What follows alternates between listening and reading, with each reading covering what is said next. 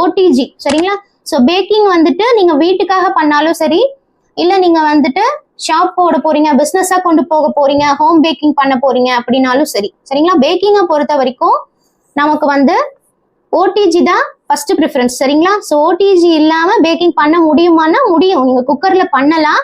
But பிசினஸா பண்றப்போ நீங்க கம்பல்சரி ஓடிஜி பை பண்ணணும். ஓகேவா. ஸோ ஓடிஜி அப்படின்னா என்னன்னா oven, toaster and grill. OTG microwave நம்ம யூஸ் பண்ண போறது கிடையாது.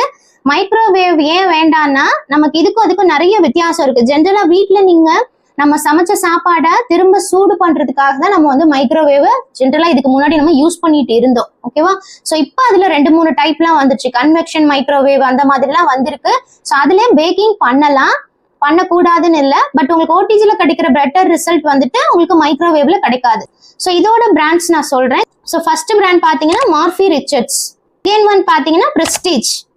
ஸோ நம்மளுக்கு வந்து நமக்கு லோக்கல்ல பிரஸ்டீஜ் வந்து நல்லா அவைலபிள் இருக்கு. இப்போ மார்ஃபி ரிச்சர்ட்ஸுமே அவைலபிள் கிடைக்குது. ஸோ அதுவும் இன்னும் நல்லா இருக்கும். நான் இங்க யூஸ் பண்றது வீட்டுல பாத்தீங்கன்னா நான் பிரஸ்டீஜ் யூஸ் பண்றேன். தேர்ட் பிராண்ட் பாத்தீங்கன்னா Bajaj. Fourth one chroma.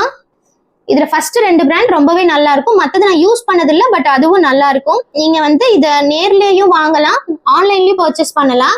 So ஆன்லைன்ல பாத்தீங்கன்னா உங்களுக்கு இந்த மாதிரி சீசன் சேல் ஆஃபர்ஸ் போடும் போது நீங்க வந்து வாங்கிக்கலாம். ஸோ அதுல உங்களுக்கு இன்னுமே கம்மியா கிடைக்கும்.